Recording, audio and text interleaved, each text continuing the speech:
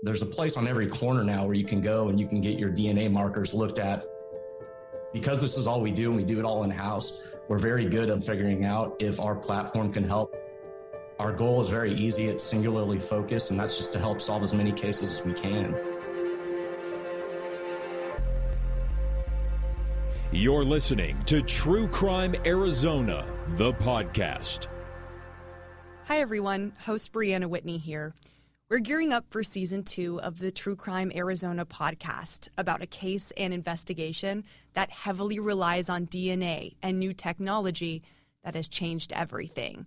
DNA is playing a role so much more in cases now, especially cold cases, and a company is at the forefront of this called Othram. Othram scientists are experts at recovery, enrichment, and analysis of human DNA from trace quantities of degraded or contaminated forensic evidence. From there, they can often make identifications or profiles of a victim or a perpetrator, and Othram has been solving cases left and right. They're based in Texas, but I connected with the CEO and the director of case management on the app Clubhouse when I was hosting true crime shows about the cases I've been working on in Arizona. This is some of the only technology like this in the United States. Here's my one-on-one interview with Othram's Director of Case Management, Michael Vogan, about how they're changing the game in forensics and solving cold cases. So I think just to start, what is Othram for people who don't know? It's kind of a different name. What does Othram mean, and what do you guys do? Yeah, so the name is actually funny, and I didn't have any part of coming up with it. David didn't either, but a few of the guys that were involved in the initial launch of the company, they wanted a name that kind of conveyed protection. And so Othram, I didn't know this at the time, even though I'm a fan of the movie. It comes from Lord of the Rings, and I guess it's a wall that's around one of the cities that protects the city. So the Othram Wall or whatever. So that's where they got the name Othram. And we built Othram. It's just a couple of years old, the company, but we built it from the ground up. And we're actually the only privately owned laboratory in North America that was built to do this kind of work specifically. And what I mean by that is just work with forensic evidence. So in the past, a lot of the cases that have been solved in the past were cases that, had a lot of DNA available, and they were using different methods and processes that mostly dealt with like consumer DNA testing, right? They just pivoted to basically take on this new forensics, which is great. The problem with those platforms is they require a ton of DNA, very clean DNA, not degraded, not contaminated. And as you probably know, with all the work that you do revolving around these cases, rarely is that the case, right? You're going to get evidence that is very low quantity, highly degraded, highly contaminated, all sorts of other DNA components in there, whether it's bacterial or animal or things of that nature. So we set off to basically build a platform and a process that allows us to access information from evidence that the traditional methods and processes couldn't access. And I think that's why we've been having so much success working with law enforcement and going back and reviewing some of these cases that had historically failed, or they were told the DNA just wasn't suitable for testing. How did you guys develop this technology? If it didn't exist before, how did your team come up with it to actually make it work? Yeah, well, we have a lot of bright people, a lot brighter than me, that work in the lab, and they've developed methods and processes. And we all come from a medical background, I guess, a genomics medical background. That's where I met David, our CEO. Probably 7 or 8 years ago. He and I worked together in the medical side of doing like pharmacogenetics, which basically tells you how quickly you metabolize various drugs, and doctors use that to give proper prescriptions and levels of prescriptions. So David was part of the first human genome project back in the 90s, and he'll joke about it, but he's a one-trick pony. He doesn't know a lot about a lot of things, but he knows a whole lot about DNA. And he basically took everything that we had learned in the medical space, and we talked about it, and we were like, well, there's a place on every corner now where you can go and you can get your DNA markers looked at for health reasons, right? And then to figure out, what's the best diet for me and things of that nature. There was no place to go to take forensic evidence and like really have it looked at with like a really good advanced DNA testing procedure. And so that's why we decided to launch Othram. our goal is very easy. It's singularly focused, and that's just to help solve as many cases as we can. And we take because this is all we do and we do it all in-house, we're very good at looking at things on the front end and figuring out if our platform can help with what's available. And we do that for law enforcement at no cost, just to say, hey, we think we can help, or you might want to wait on technology to catch up if it's, a very small amount of DNA, for example. So how much DNA do you need to be able to make some sort of identification? Yeah, that's a great question, and it's constantly changing. We had the lowest input of DNA used for a homicide victim, which was like 1/5 of a nanogram, and we did that late last year in 2020. And then just recently, with the Stephanie Isaacson case out of Las Vegas, she was the victim of a sexual assault and homicide, and we were able to build a profile from that perpetrator of only 120 picograms, so like 15 human cells, 15. That's a very low amount. Yeah, I don't think people probably realize how small that is. I mean, that's almost nothing. It's incredibly small. And for comparison, often, with Stephanie's case, I think investigators were told by other labs and methods that they needed like 20 nanograms, right? Or they couldn't do it. So we were working with something that was very, very minute, but we were able to get it to work. So how do you team up with law enforcement agencies? Do you reach out to them? Do they reach out to you? Do you look for specific unsolved cases? How does that process work for you? Yeah, it's a little of both. When we first started out, we were kind of getting very cases that didn't have much DNA at all. It was very difficult cases to solve, but it was kind of like last ditch efforts for some of these investigators. A lot of it now has become word of mouth. We've helped a number of cases from all over the country and up into Canada.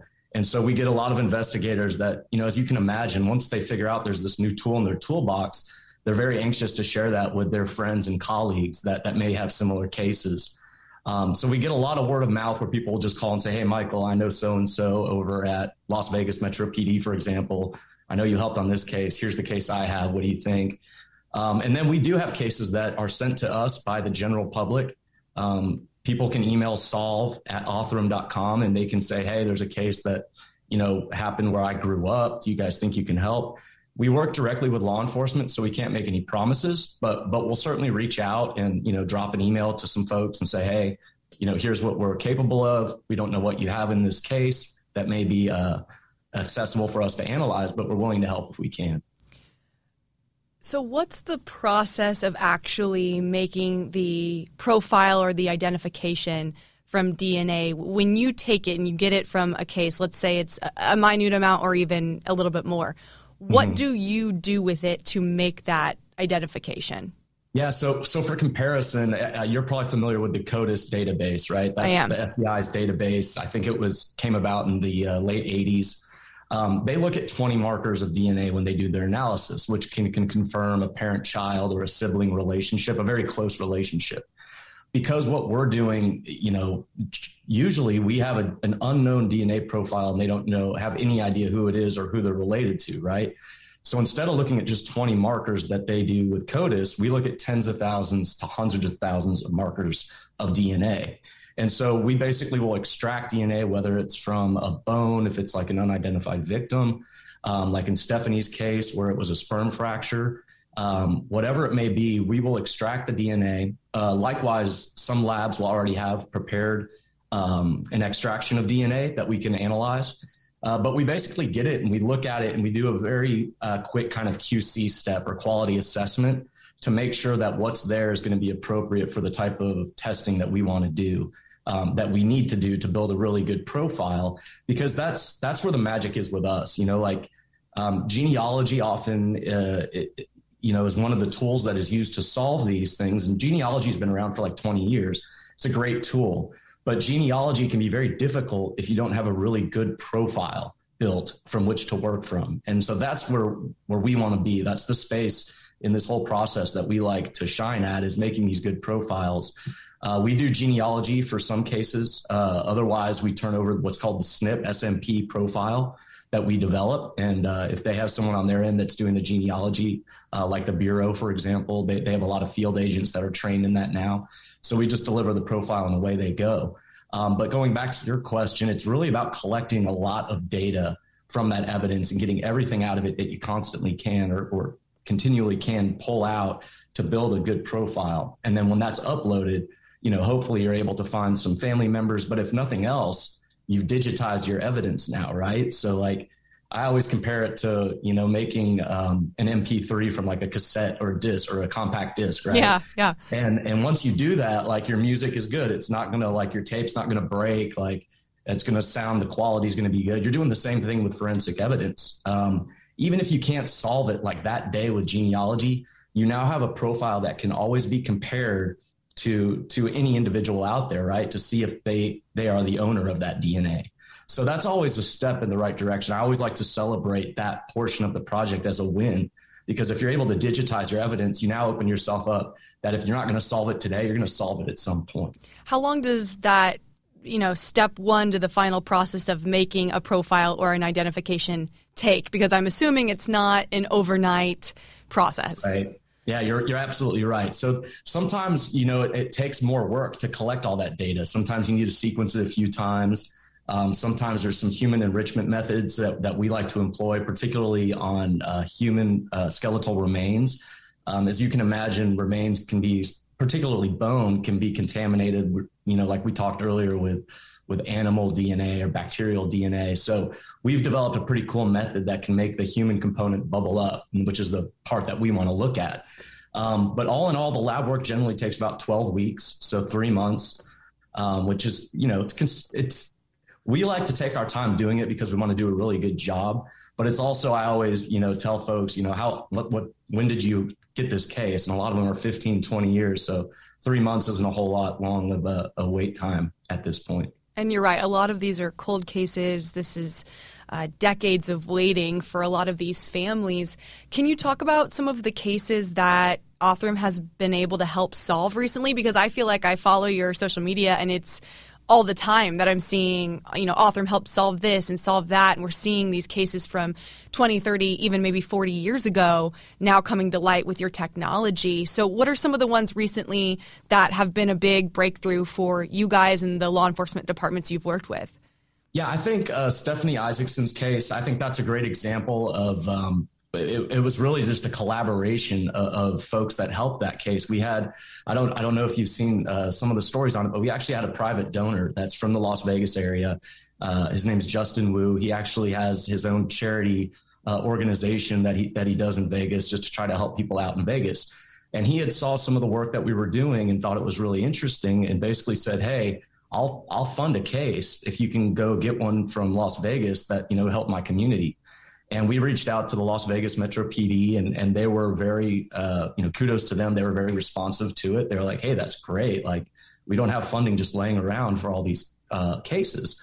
And so Justin funded the case and we were able to figure out, who the guy was that had done this.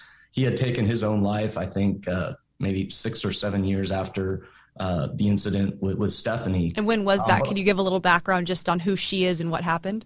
Yeah, she was a 14-year-old girl living in Las Vegas. She was staying with her dad at his apartment one morning before school. And just like she did always, she left about 6:30 to walk to school. From my understanding, she walks across kindly this undeveloped patch of area that's between her dad's apartment and the school. And apparently this guy, just came along. I don't know what led him to her. But yeah, she was sexually assaulted and murdered and left there. And her family didn't know, what happened for years and years. And so it was one of those things that, obviously her parents are still around, family and friends, and they all were waiting all this time. And that's one of the things you find is like the world continues to move on, right? We all go about our daily lives. Like we'll read something or see something on the news, be like, God, it's horrible. And then life takes you away, right? Right. But all these family members, they don't have that, fortune to just move on from it. And so there's always people waiting in a ripple effect, whether it's, family and friends, of course, or investigators that pour their time and life's work into trying to solve these cases. So that was one that, and the fact that it was such a low amount of DNA that we were able to get it to work. It's great for science. It's great for other cases that are similar. And it was good to give a positive outcome to a family and some great investigators. That's something that I notice a lot doing these stories and these cases. A lot of them that I cover are from the 80s, 90s, early 2000s. And when they go cold, I feel like the problem we're running into more often than not is that law enforcement departments don't have the funding or resources to put into a case that they don't know if they're going to solve versus the current cases that are happening that they're 90% sure they're going to solve. So what you guys are doing is truly amazing because it's bringing these cases back to light and giving them some hope that maybe they can be solved.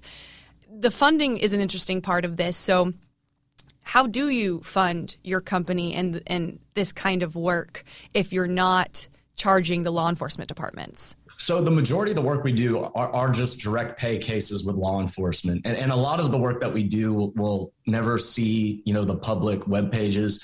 We put out cases that we have permission to discuss.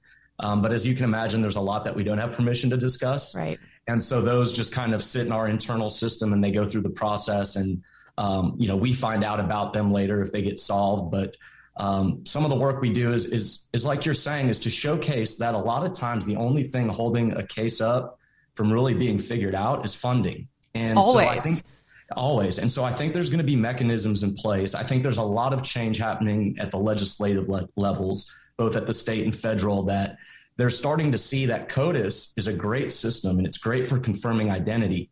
But when it can't confirm an identity, you got to go find an identity. And that's what this advanced testing is now capable of. And so if they can find a way to make, the funding that they've made available for CODIS and other similar testing methods, get that covered under this new advanced DNA testing, I think you'll see a lot more cases get solved.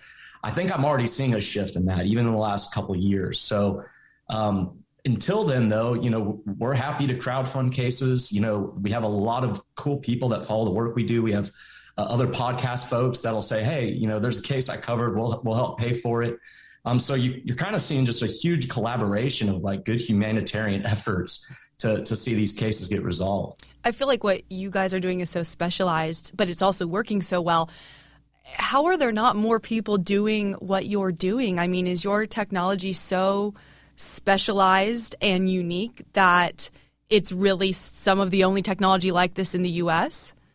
Yeah, I mean, I know for a fact that we're using a sequencing machine. It's a NovaSeq 6000 by Illumina, which is, I think there's only one of 5 of those machines being used for forensics, and that's ours. And so we basically built a platform on top of the world's most powerful sequencing machine that historically has done sequencing for research and development in medical.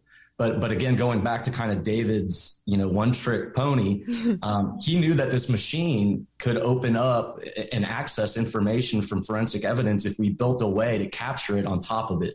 And so, we built a very unique, method and process to get information and build these really good profiles and digitize evidence that, it wasn't possible even 2 years ago. Yeah, I feel like a lot of this is so new. I mean, we're talking really in the last 5 years, we've gotten the genealogy side kind of going, and now what you guys are doing is even more in its infancy stage. How many cases have you guys solved in terms of either making an identification of somebody within the case or actually helping completely solve a case? Do you know that number? That's a great question. I don't. And the reason why is we have some cases that come to us that other labs, they'll outsource to us and we'll help them with those cases, but we don't necessarily know all the details. We just know, hey, we're going to send you an extract or a bone, but they're leaning on us to digitize that evidence for them, right? And so we get a lot of those in, and I'm not aware of all of those coming in.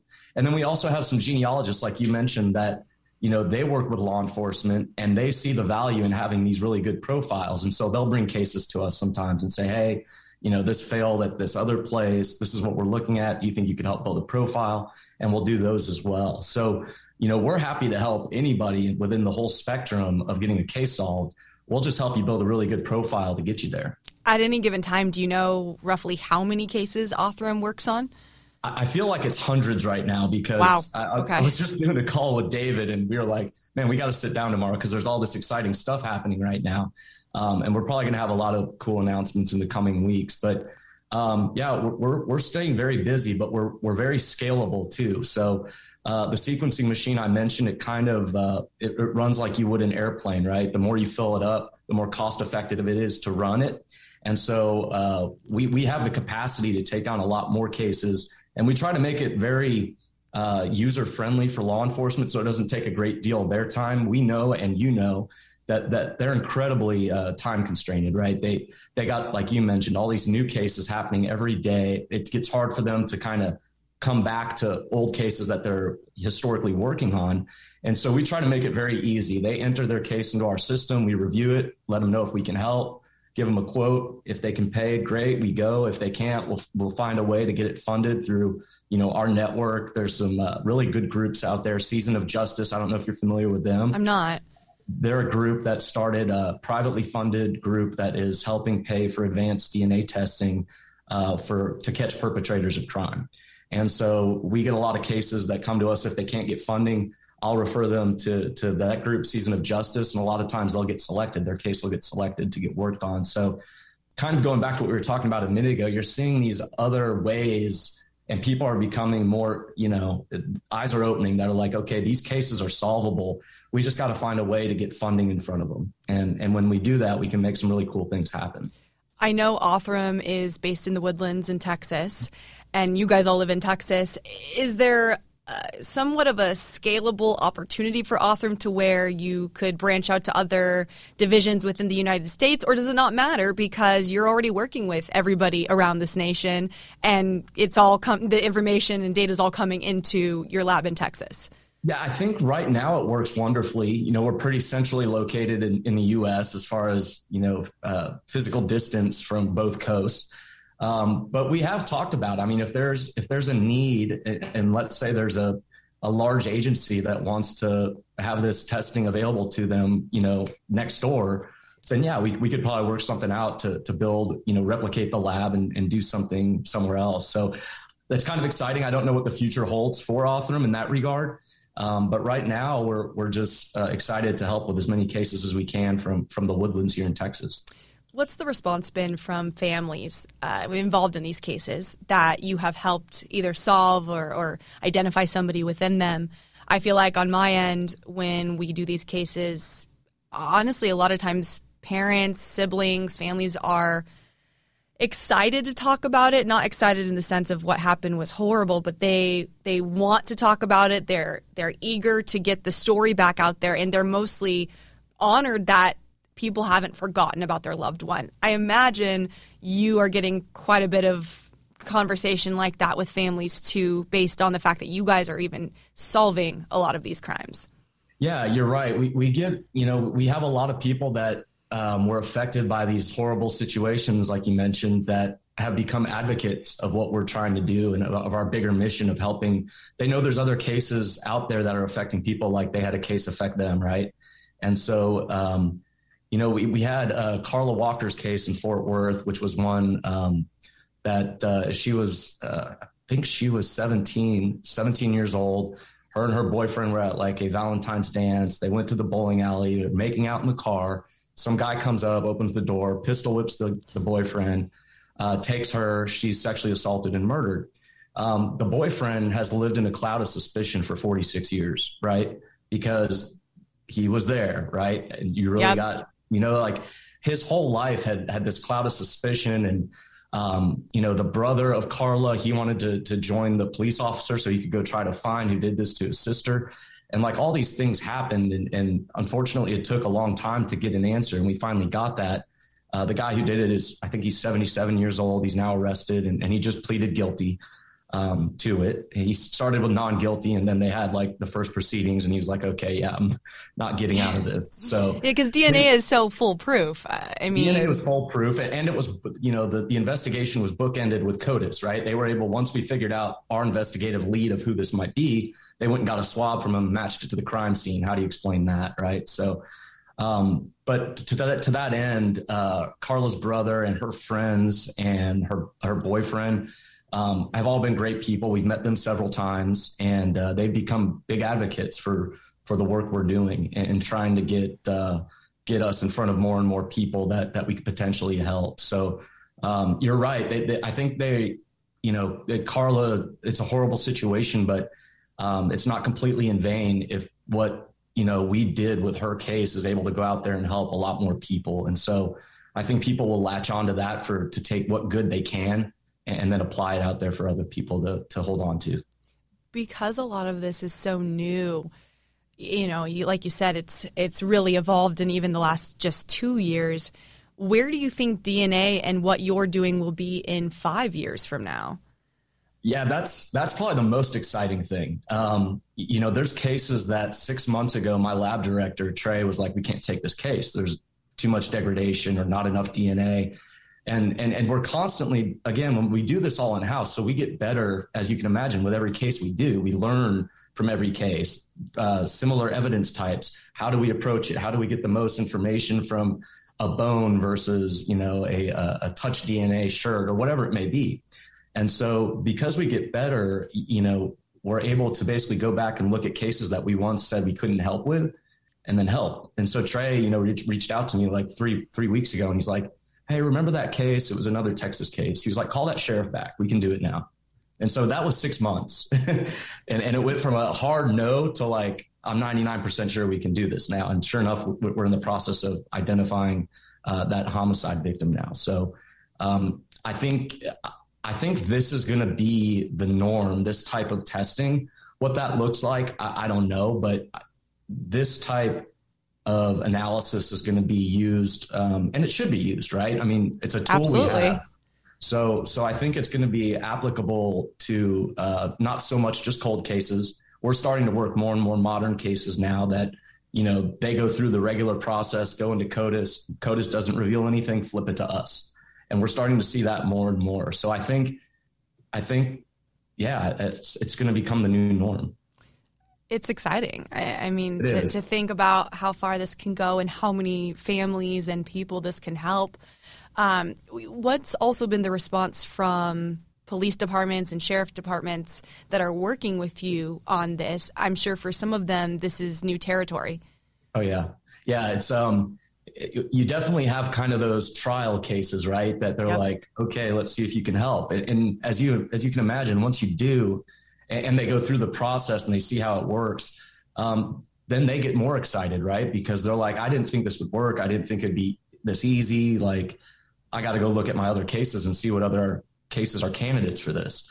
And they're just excited too. They're, you probably know with working with investigators, some of those people are so dedicated and they literally try everything they can to try to help, a family. And they got to do these really tough calls, maybe once a month with a family. Like, I still don't have anything. Like, those are hard conversations to have. And so when you find a new tool that can lead to that next phone call being like, hey, like, I think I have a resolution of what happened. That's powerful. And I think that gives them, hope that there's other cases that they're working on that can kind of have the loop closed in a similar way. I think too, when we're covering these cases and they're so awful, and a lot of times people die or pass away in a pretty gruesome way in a lot of these cases and situations and investigations. I think what makes what you're doing so special too is the fact that there's the silver lining in a case where there's been no answers and it's been this horrible grief for families. Finally, there's almost this joy that you might be able to help solve or give these families answers, which is all they really want decades, years later. I mean, it adds this kind of full chapter scenario or full book, I guess, to a family who's been struggling from beginning to middle with no end and no closure. So I just find that part of what you guys do so fascinating, in that it might be the only joyous part of a family's, I guess, mental health, honestly, for years. The experience. Yeah, the experience. It may be the only positive part for them, and that's so important to these grieving parents or siblings or even friends and investigators who spend years on a case. So, I mean, what you guys are doing is just so interesting. It's intriguing, but it's also so beneficial for forensics and crime in general. I'm just completely blown away by what you guys do, and I'm so glad you and I connected. Yeah, just because it relates so well to what we're doing on this journalistic side. of things. And as we go, I'm hoping with some Arizona cases we can work with you guys going forward. Is there anything I didn't ask you that you want to talk about Othram or about the line of work that you guys are in? I think the only thing that I would mention is if people are interested to see how they can help, there's other cases out there that we're working actively to help fund, to help solve. And there's multiple ways people can help, right? You can, of course, you can donate to a case. You can upload your DNA if you so choose to our database. It's called DNA Solves. It's only used for law enforcement cases, nothing else. We don't sell data. We have a nice terms of service and privacy policy people can read. And then you can just share the cases on your social network. We've had cases. There was one in North Dakota, believe it or not, where my grandparents are from. It was kind of fun. Small town. But they had an unidentified, I don't even think it was a homicide victim. He just died, right? And they didn't know who this guy was. And we were going to start doing work on it. So we put out a press release. They did as well. And someone came and grabbed it from DNAsolves.com and just shared it on their Facebook page.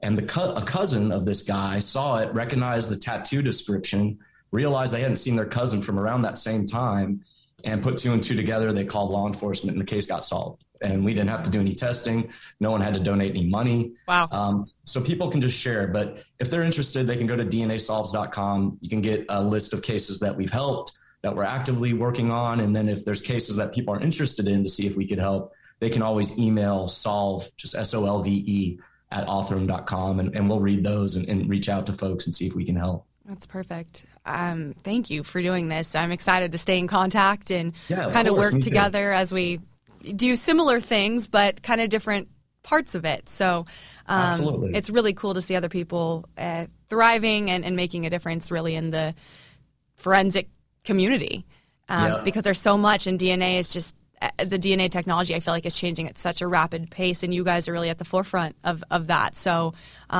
it's incredible, and I thank you so much for talking to me. You. Yeah. No, we appreciate you having us on. We just enjoy collaborating, and we're all working towards a common goal. So anything we can do to help you, just let us know. True Crime Arizona, the podcast, is hosted by me, Briana Whitney, and produced by Sergio Hernandez. It's a production of Arizona's Family, 3TV, CBS 5, and azfamily.com in Phoenix, Arizona. To watch the video version on your smart TV, download the free AZ Family streaming news app.